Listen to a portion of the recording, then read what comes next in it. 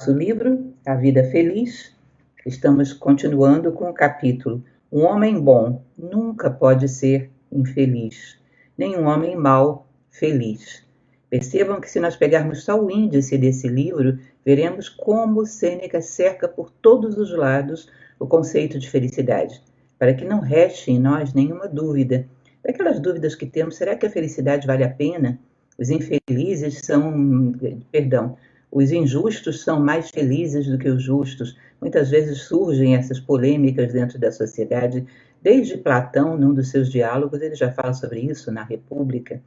Mas Sêneca vai nos mostrar que isso, na verdade, é uma má compreensão do que vem a ser a felicidade. Então, hoje vamos falar muito especificamente sobre esse assunto. O homem justo, o homem bom, nunca pode ser infeliz. Nem o homem mau pode ser feliz. Ele vai falar, como sempre, de uma maneira muito simples e muito bonita.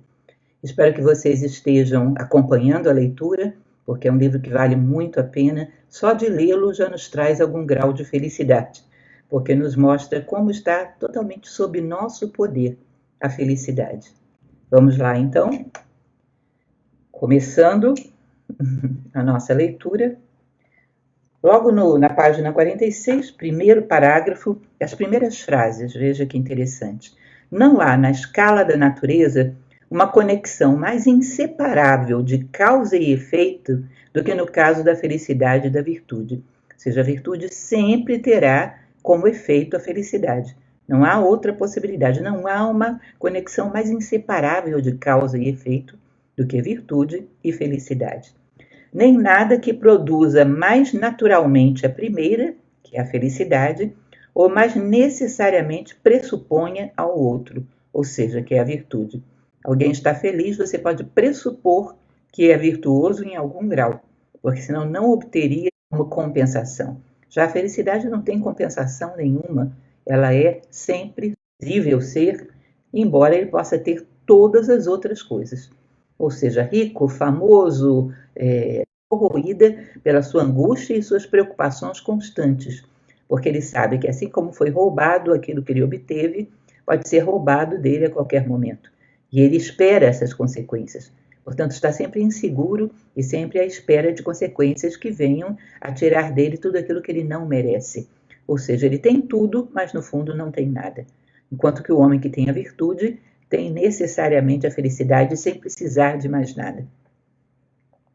Ainda nesse parágrafo, mais adiante, são o fio e a têmpera da lâmina que fazem uma boa espada, não a riqueza da bainha.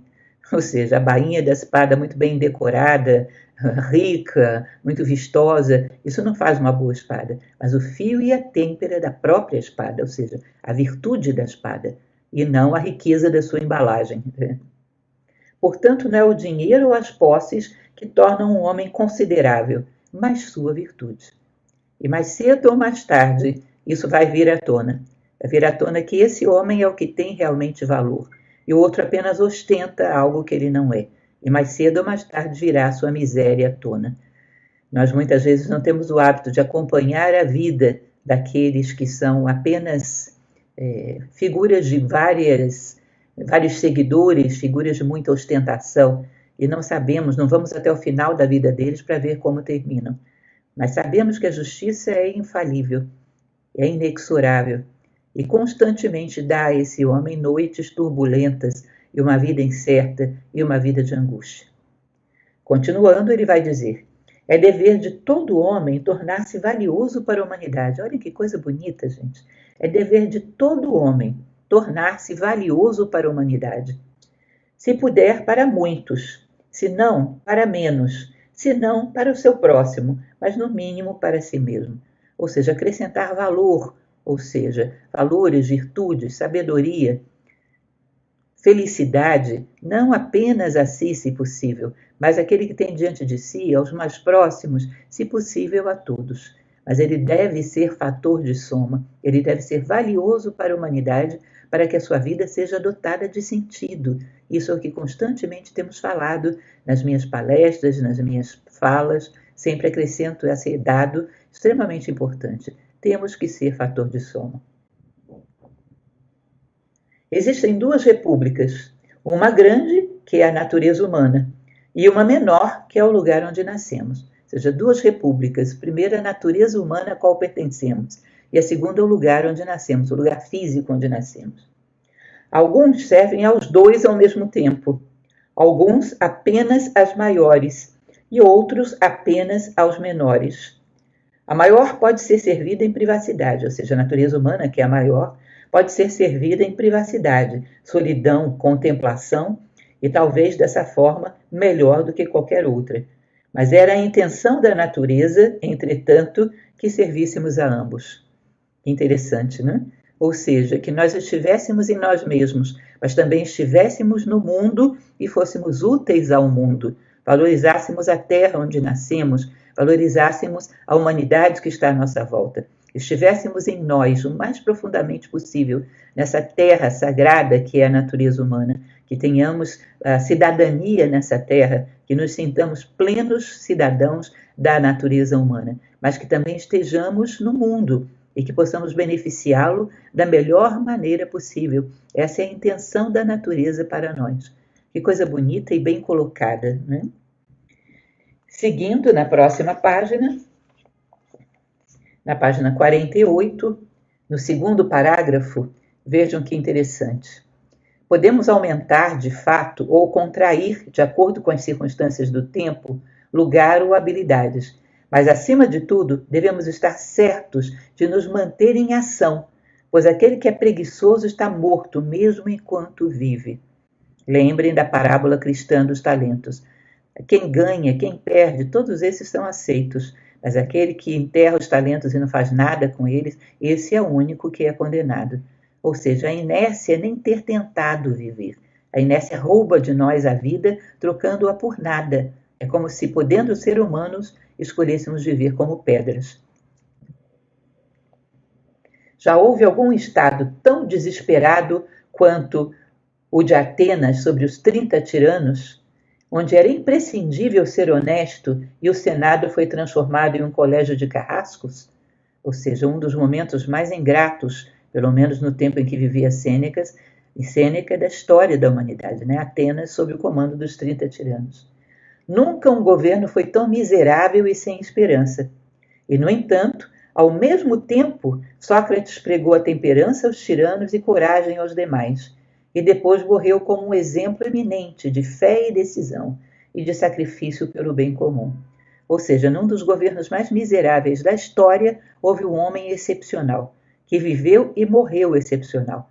O que ele quer dizer aqui é que as circunstâncias não são capazes de corromper um homem se ele não aceita essa corrupção no seio mesmo da sua natureza humana. Último parágrafo da página 48. Demétrio, ao tomar Megara, perguntou a Estilpo, o filósofo, o que ele havia perdido. Nada, disse ele, porque eu tinha tudo o que podia chamar de meu perto de mim. Ou seja, Estilpo não tinha perdido nada porque tudo que era dele estava com ele. E ainda assim o inimigo havia se tornado senhor de seu patrimônio, de seus filhos e de seu país. Mas estes ele considerava apenas bens adventícios e sob o comando do destino. Agora, ele que não perdeu nada nem temeu nada em uma ruína pública, mas estava seguro e em paz no meio das chamas e no calor de uma intemperança militar e da fúria, que violência ou provocação imaginável poderia colocar um homem desses fora da posse de si mesmo? Paredes e castelos podem ser minados e bombardeados, mas não há arte ou máquina que possa subverter uma mente estável. Ou seja, aquele que conseguiu estabilizar a sua mente, produzir ali serenidade, controlar basicamente os seus pensamentos, focalizá-la em torno de virtudes, colocá-la em torno do seu próprio coração, ou seja, sentir-se apoiado num centro, numa identidade humana que nada nem ninguém pode roubar de nós, podem tirar todos os nossos bens, que ainda assim sentiremos que não nos tirou nada, porque tudo aquilo que somos de mais profundo, de mais valioso, não pode ser arrancado de nós. Ele dá o exemplo desse filósofo Estilpo, de como permanece nobre, mesmo em meio àquilo que o homem comum considera como ruína. Passamos por muitas perdas ao longo da vida, muitas coisas se vão, algumas por acidentes humanos, outras por acidentes naturais, muitas coisas se vão. Mas se nós temos a nós mesmos, somos capazes de ter a resiliência de continuar caminhando sem mágoas, sem angústias, sabendo que é natural que as coisas que estão à nossa volta venham e se vão, são transitórias por natureza, mas que a nossa essência pode estar conosco sempre quando queiramos estar com ela. E isso é fundamental entender. Mais adiante, nessa mesma página, Alexandre conquistou a Babilônia, Cipião conquistou Cartago, o Capitólio foi queimado, mas não há fogo ou violência que possa perturbar uma mente generosa.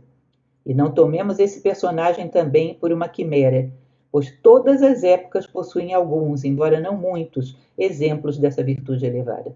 Ou seja, não pensemos que uma mente valiosa, uma mente generosa, uma mente apoiada serenamente à natureza humana é uma ilusão. Em todas as épocas houve e haverá homens possuidores desse tipo de mente. Ou seja, ela é uma aspiração legítima, ela é uma aspiração que pode ser conquistada. Podemos sair do tumulto da nossa mente, do jeito que ela está, totalmente mergulhada nos apelos externos. Podemos trazê-la para um lugar silencioso, sereno, apoiado apenas na nossa lealdade aos nossos valores, aos nossos princípios. Enquanto essa lealdade permanece, nossa mente permanece quieta e serena, como que navegando sobre a nossa própria virtude.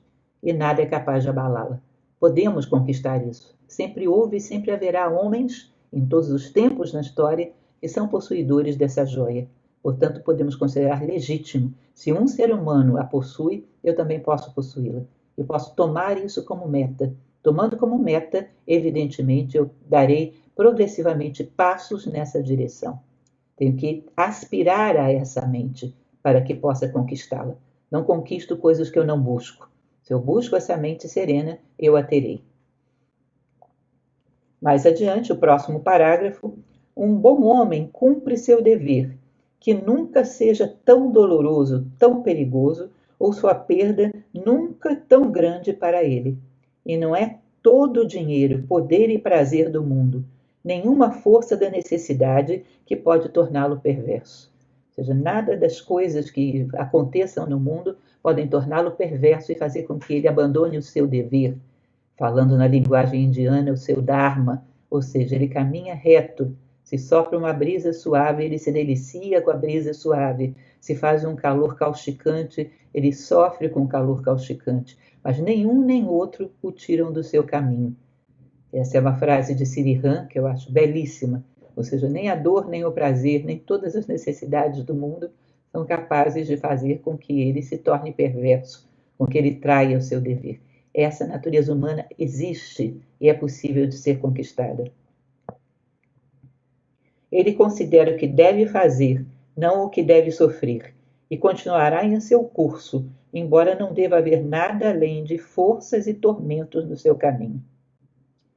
E nesse caso de Estilpo, que depois de perder seu país, sua esposa, seus filhos, a cidade em chamas sobre sua cabeça, escapando ele mesmo com dificuldade e nu das chamas, salvei todos os meus bens, diz ele, minha justiça, minha coragem, minha temperança, minha prudência, não contabilizando nada seu ou valioso, e mostrando como era muito mais fácil vencer uma nação do que um homem sábio.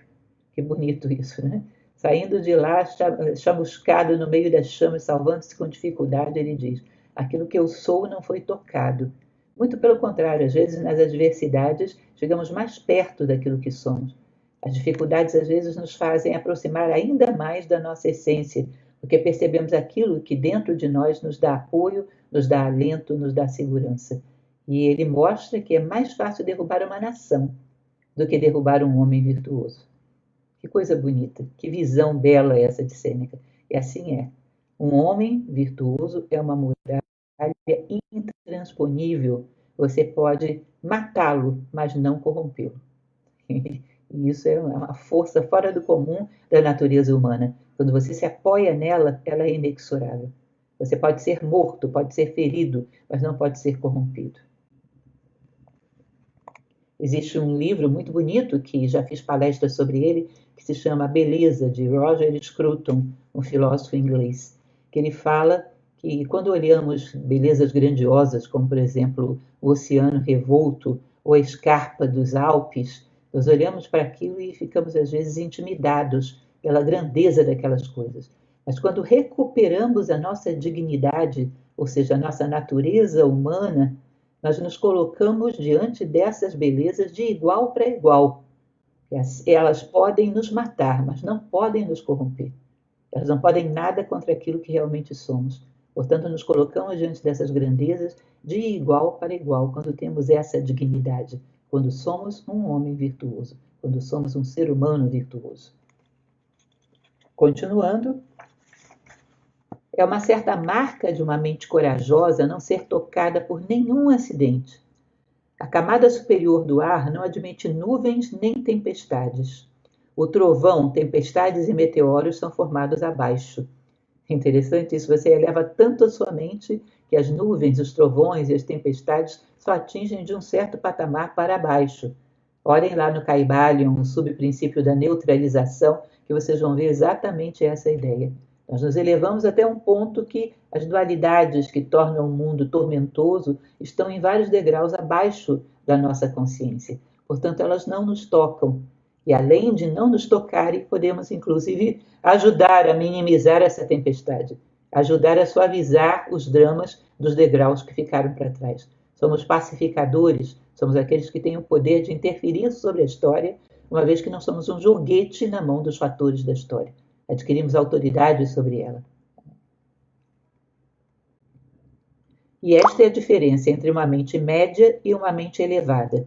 A primeira é rude e tumultuada, a segunda é modesta, venerável, composta e sempre quieta em sua posição.